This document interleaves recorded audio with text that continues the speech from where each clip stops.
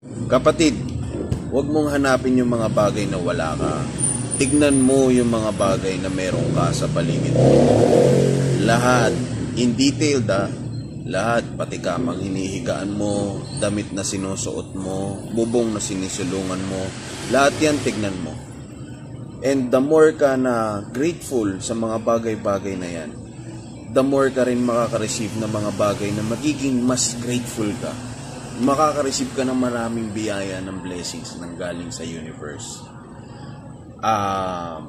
Pero kapag parang palaging lack or maraming kulang sa'yo, parang ang daming mong kakulangan ay nahanap, the more ka rin makaka-experience na parang ang kulang-kulang ng buhay mo.